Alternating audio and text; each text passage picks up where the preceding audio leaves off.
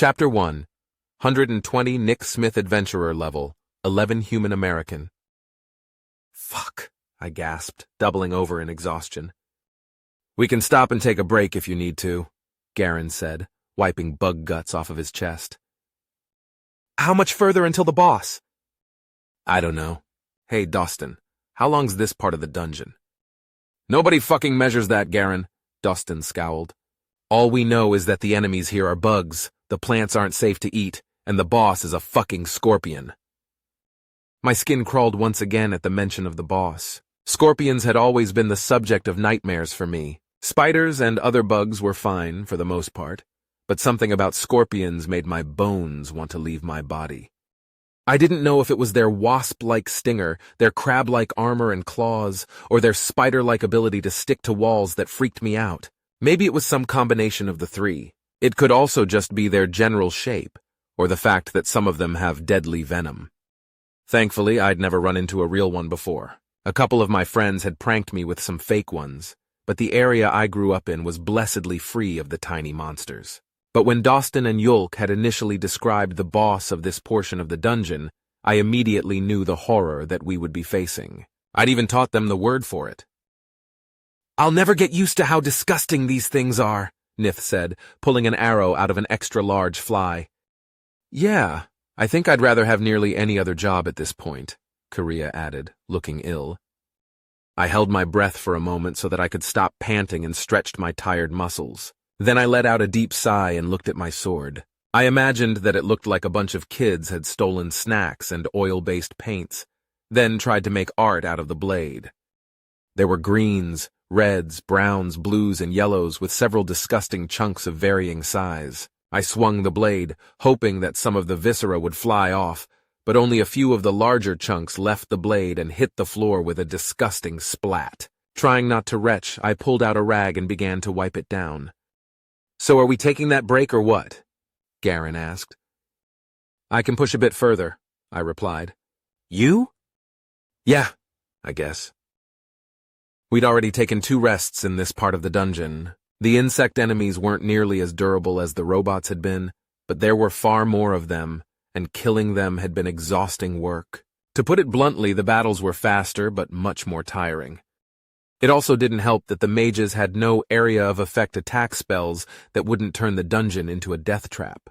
Dostin had a spell that would create a powerfully acidic mist, but it would stick around without any wind to dissipate it. Larry had a spell that summoned a wall of flame that was a few feet thick, but that would fill the hall with heat, smoke, and carbon dioxide. Since we would have to march through the aftermath of either spell, we decided against using them.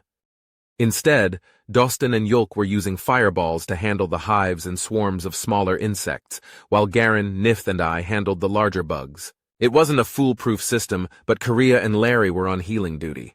They handled our injuries whenever a bug slipped through our offensive and took a bite out of one of us. As it turned out, Kiria was really good at handling poisons, something Larry admitted that he had always struggled with. This had made me wonder how healing spells worked exactly, but I hadn't been given much time to fully think about it. All right, are we ready to keep going and leave this mess behind? I asked, sheathing my freshly cleaned blade. A couple of hesitant agreements later, we pushed on. This part of the dungeon looked a bit like the entrance portion, but with a lot more wear and tear. Most of the lights had stopped working.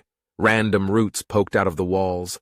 Portions of the walls and ceiling were covered in thick webbing, and there were abandoned hives and nests littered throughout the corridor.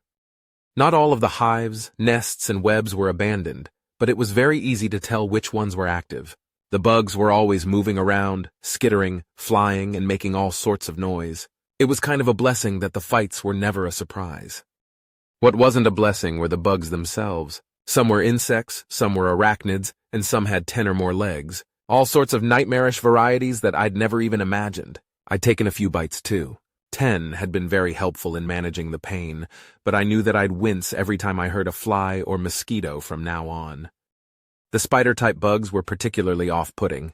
Most of them were somewhat translucent and kind of looked like ghosts. They would blend into their webs really well, if it weren't for the fact that they were bigger than chihuahuas. The ones that weren't ghost-like were the size of Great Danes and barely darker than the shadows they liked to hide in. I fucking hate this, I grumbled, finding another piece of bug on my armor. Same, Garen sighed. I'm glad we haven't run into this section before, or I'd have been tempted to hang up my hammer and become a farmer or something. Which parts have you run into? We usually get goblins, hollows, harpies, or sauroids. The sauroids aren't so bad because there's only ever one of them. Oh, right, heard of those. Ambush predators with big mouths. I yawned. What are hollows? Fucking horrifying, he shivered. Empty shells of various things that try to turn you into an empty shell of yourself. What? Well, imagine a suit of plate armor, right? Except it's moving around without someone wearing it. A hollow takes a thing, hollows it out, then wears it kind of like that. That doesn't sound so scat. Oh, it is. The armor thing might have been a bad example. They do it with skin, mostly. They hollow out the skin, removing meat and bones, then wear it and go after another victim. Imagine a sack of skin, vaguely shaped like a person or animal walking toward you as if nothing was wrong. It's creepy as fuck. How do you fight them? I asked, feeling a chill run up my spine. Thankfully, they're not that tough. You crack open the shell and they fall out of it, and whatever they really are can't interact with non-hollow stuff. They're conceptual beings, Dostin said. So long as their shell is what we would define as intact, they're able to inhabit it. So even a fairly small bit of damage can render the shell uninhabitable, so long as it creates a hole that you can imagine them slipping out of. And they're a really profitable enemy, Nith added, so long as they're wearing armor and using weapons, or wearing the skins of valuable monsters. What's the boss of that section like? I asked. A heavily armored hollow with a great sword and the ability to cast magic, Yulk explained. Nash and I fought it back when I still had hair. Did you win? Garen grinned. Yes, actually. I managed to aggravate it enough for Nash to slip behind it and get a chop in at its rear joints, where the armor's straps are. Mother has its helmet in her room. That helmet's worth some decent coin. It is, but to her it has far more value as a sentimental piece, Yulk smiled. It was the first time we fought a boss and won. She was very proud of us. Oh shit, Nith sighed. Now I miss my mom. Hey Garen, you think after this run we can take some time off? I ain't the boss of you, Garen laughed. And so long as you've got the coin to get there and back, I've got no complaints. Huh. What? Come to think of it, you're right. You're not the boss of me, so who is? I, for one, thought we were more of a democratic collective, Dostin said. What's that mean? Garen asked. We all vote and do whatever we vote yes to, Korean explained. Oh, yeah, that's how we work, Garen laughed. You guys usually make me do the talking, though. So, I've been completely misunderstanding our dynamic this whole time? Nith asked quietly. Nobody answered, instead falling into an awkward silence. For a while, only the sound of our boots echoed from the dungeon's walls. Then we heard more buzzing and skittering. Here we go again, I sighed, unsheathing my sword. Yep, Garen agreed, hefting his hammer and cracking his neck. Let's go. Garen and I took the lead while everyone else fell into position behind us. We slowly began to march forward, prepared to strike the moment that the bugs came into view. A large hive was on our left, and a thick web was on our right. A spider thing pushed its way out of the web and launched itself at my face, but I slashed it in half without even thinking. A fireball flew over my shoulder and slammed into the web, igniting it. I turned my attention to a giant wasp-like bug as Garen's hammer thudded into one of the spiders. I slashed the first wasp, but it was quickly followed by another. An arrow pierced the second wasp's abdomen, and it fell to the ground. Another fireball flew past us, igniting the hive. Both the wasps and the spiders' hiding spots were ablaze, and they weren't very happy about it. Another thud from Garen's hammer, another slash from my sword, another arrow from Nith, and a variety of spells attacked the bugs. They kept coming, though. Pain flashed through me as fangs sank into my shoulder from a spider that had dropped from the ceiling. I grabbed one of its legs and flung it to the ground, then stomped on it. The pain in my shoulder had already started to fade by the time the wasp got me in the left ass cheek. Fuck! I shouted, spinning around and slashing it. The wasp was dead, but spinning had been a mistake. My left leg locked up and I felt extremely woozy. I slashed at another wasp, and Garen moved between me and the rest of the bugs. "Kyria," he shouted. "On it," she replied. "Allow me," Larry said, then cast his area healing magic. I felt sensation return to my leg and watched a gash in Garen's back begin to knit. I stepped up next to him and began slashing at the bugs again. Some of them tried to ignore us, but they were killed by spells and arrows. A few minutes later, the last of the bastards died. "Okay, now I'm tired," Garen sighed. Nith, Kyria, and Dostin gave murmurs of agreement. Yulk and Larry didn't seem fazed. "Fine, let's find somewhere to rest," I said, wiping my sword with the dirty rag. "Somewhere with fewer bug guts." We continued on for a bit, leaving the mutilated bug corpses behind. We didn't get all that far before we noticed the walls getting wider. Part of me wanted to press on to the boss and just get it over with, but a glance at my comrades told me that we were too tired for that fight. "This is a good spot," Yulk said with an air of casualness. "Yeah, pretty sure the boss is the next fight too," Garen agreed. We set up the barriers and I managed to eat despite the knot in my stomach. I couldn't get the image of giant pincers and a stinger out of my mind. I knew in my heart that it would be the next thing we faced. "So, Nith, you're gonna go see your mom after this?" Dostin asked. "Yeah, I think so. My dad too, unless she's beat his head in with a pan," Nith laughed. "I've also got a little brother, but he's probably moved out by now." "You don't write home?" "I would, but they can't read. Most of our village can't, and those that can charge a lot for their services." "Really? Must be a pretty remote village." "Yep. Doesn't even have a real road. Just a path and a bumpy one at that." "Where did you learn to read?" Kyria asked.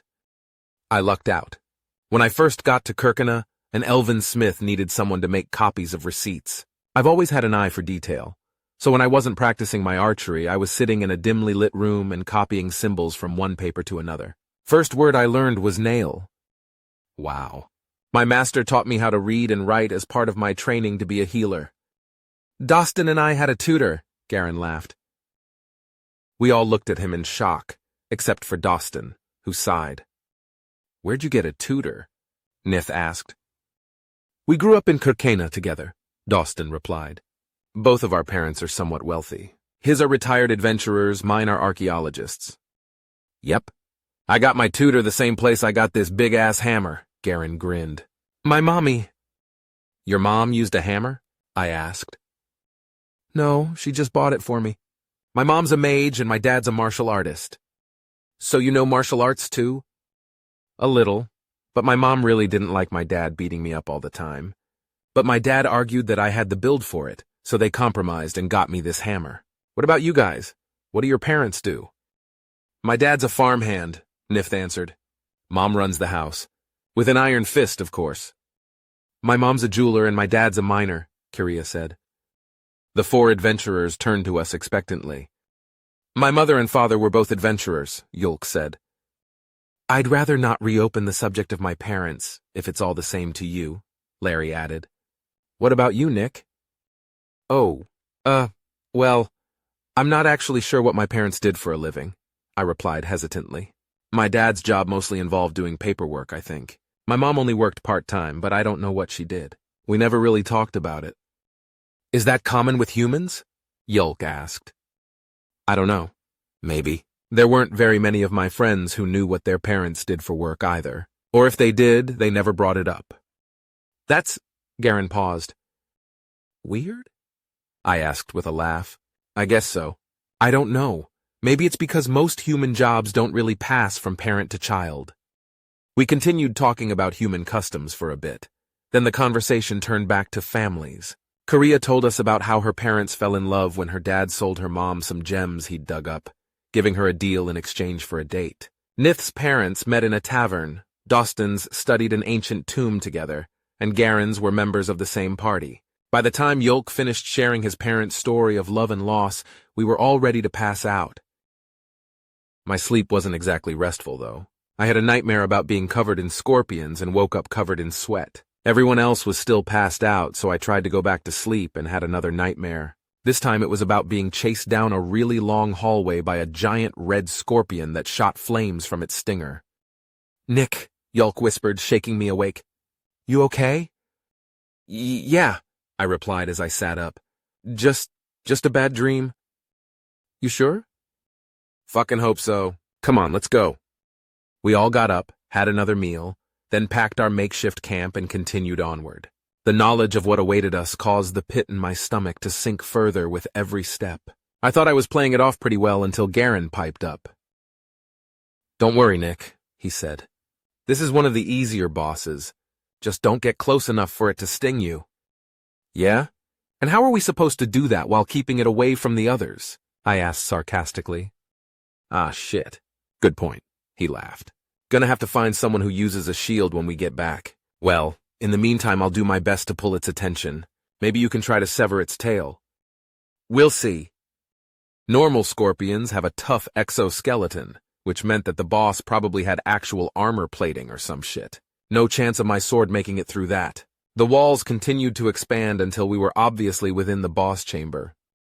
There were some glowing crystals which provided some illumination. Our lights were brighter, but the crystals helped keep me calm. That is, until I came to the realization that the boss was not in view. Where is it? I asked with a higher pitch than normal. Up, Garen shouted. I looked to the ceiling and saw my worst fear realized. A scorpion, barely visible and much larger than I had imagined, was hanging above us like a spider. We quickly backed away as it dropped. The ground shook as it landed in front of us. Its thick black tail rose over its head at an arc, and the curved stinger pointed directly at me. Panic took hold of my mind as the monster snapped its claws and began crawling toward us at an unnervingly fast pace. Without even thinking about what I was doing, I raised a finger toward it. Teleblitzzack, I screamed, admittedly in a similar manner to a little girl. The spell fired and the giant scorpion froze in place. Then it collapsed, a trail of blue liquid leaking from its face. We froze, trying to process what just happened. No fucking way, Garen said after a few moments. I think you killed it. Good, I replied coldly and cleared my throat. Could you check, though? Everyone laughed.